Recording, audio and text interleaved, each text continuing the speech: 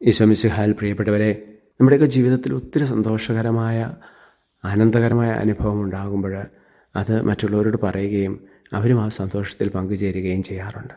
അതുപോലെ തന്നെ ഒത്തിരി വേദനിപ്പിക്കുന്ന ദുഃഖകരമായ അനുഭവങ്ങൾ നാം മറ്റുള്ളവരോട് പറഞ്ഞ് അവർ നമ്മളെ ആശ്വസിപ്പിക്കാറുമുണ്ട്. എന്നാൽ നമ്മുടെ ജീവിതത്തിലുണ്ടാകുന്ന പ്രാർത്ഥന അനുഭവങ്ങൾ, മിശിഹ അനുഭവങ്ങൾ പങ്കുവയ്ക്കുവാൻ അത്ര താല്പര്യം നമ്മൾ ചിലപ്പോൾ കാണിക്കാറില്ല. എന്നാൽ അത് ആവശ്യമാണെന്ന് ഇന്നത്തെ വചനം നമ്മളെ പഠിപ്പിക്കുക. ആട്ടിടയന്മാർ ഉണ്ണീശോയെയും മാതാവിനെയും യോസേപ്പിതാവിനെയും കണ്ടപ്പോൾ ആ ഒരു ദിവ്യമായ അനുഭവം അവർ മറ്റുള്ളവരോട് പങ്കുവച്ചു. കേട്ടവർക്കത് അത്ഭുതകരമായി തോന്നി. അവിടെ വന്ന് യേശുവിനെ കാണുവാൻ അവർക്കും താല്പര്യം തോന്നി. ആ ഒരു പ്രേരണ, മിശിഹ അനുഭവങ്ങൾ തീർച്ചയായിട്ടും അത്ഭുതകരമായ ഒരു അനുഭവം തന്നെയാണ്. സമറിയാക്കാരി അഭിഷിക്തനായ ഈശോയെ കണ്ടെത്തിയപ്പോൾ ആ ആരിൽ നിന്ന്, നാട്ടുകാരിൽ നിന്ന് അകന്നിരുന്നോ അവരുടെ അടുക്കിലേക്ക് ഓടിച്ചെന്ന് യേശുവിനെ കണ്ടെത്തിയ വിവരം അവരെ അറിയിക്കുകയാണ്.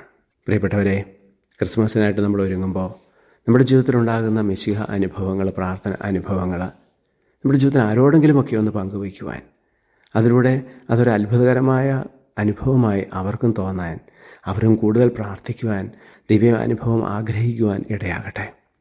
അങ്ങനെ ഒത്തിരി പേര് യേശുവിലേക്ക് കടന്നു വരാൻ, യേശു അനുഭവത്തിന് വേണ്ടി ആഗ്രഹിക്കാനിടയാകട്ടെ.